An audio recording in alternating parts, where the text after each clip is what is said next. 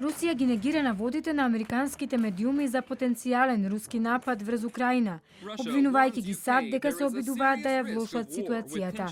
САД спроведуваат специјална операција за влошување на ситуацијата поврзана со Украина и ја префрлаат одговорноста на Русија. Инаку веста дека Русија планира офанзива против Украина на најмалку 4 фронта на почетокот на следната година со 175.000 војници ја објави Вашингтон Пост. Американскиот претседател пак Џо Бајден тврди дека ќе направи на Русија да и биде тешко да ја нападне Украина. Според пишувањата на Вашингтон Пост, руските планови предвидуваат воена офанзива против Украина уште на почетокот на 2022 година со сили двојно поголеми од оние што ги видовме минатата пролет за време на вежбата на руската армија близу границата со Украина.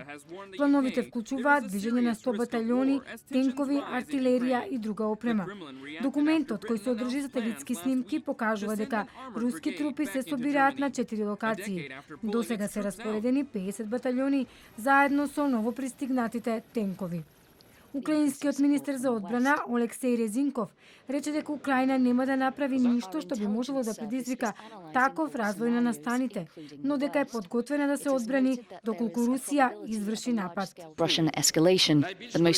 Нашите разузнавачки служби ги анализираат сите сценарија, вклучително и најлошото.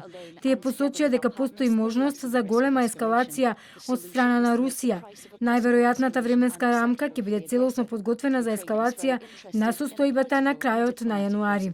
Украина крена тревога бидејќи во последните недели се забележани големи невообичаени движења на руски војници на нејзината граница.